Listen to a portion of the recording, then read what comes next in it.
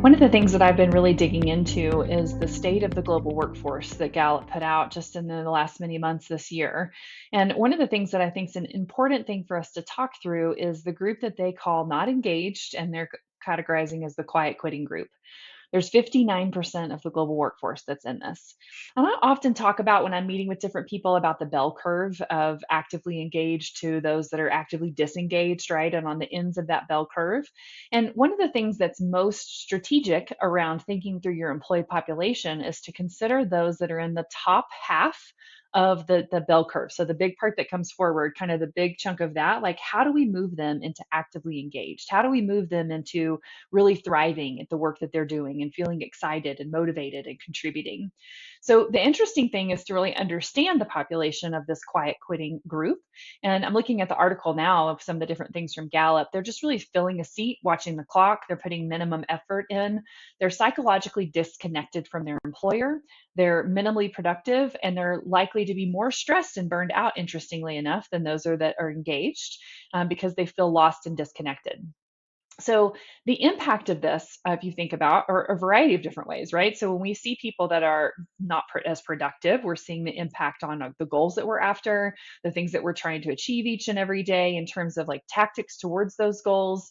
Maybe the team in and of it themselves is going, oh my gosh, like Heather's not pulling her weight around here. Like I'm having to do extra. And so you may actually be leading burnout into some of those more engaged employees because of some of those that are in that middle quiet quitting, not engaged group. It's interesting to me to call that middle the quiet quitting. It's a different philosophy. Early on in my career, I worked and did a lot of work with Gallup, and there wasn't as much of a negative connotation of that middle of the road. They were called engaged. They weren't actively engaged. And so I do think within that bell curve of the big chunk in the middle, there's kind of a split down that middle, that there's those that are maybe quiet quitting and they're just kind of showing up. They're not necessarily instigating problems or challenges, but they are not contributing deeply to the organization. But on the higher side of that, I do think that there are employees that are excited to be there, happy to do their job, not going to go above and beyond.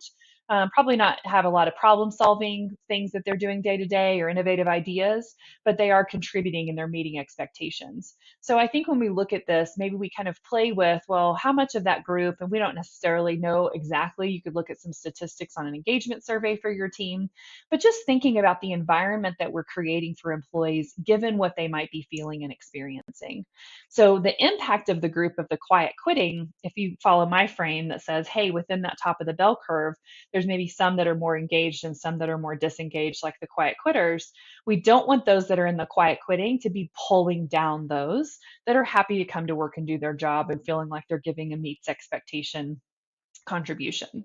So when we think about that and looking at this Gallup article, some of the things are to really focus in on making sure that they don't feel lost or disconnected from the workplace, helping employees to understand how their contribution matters, helping them to understand how they connect and they make a difference, and celebrating some of those things, that they are understanding the purpose of the organization and how their work helps the organization make a collective difference.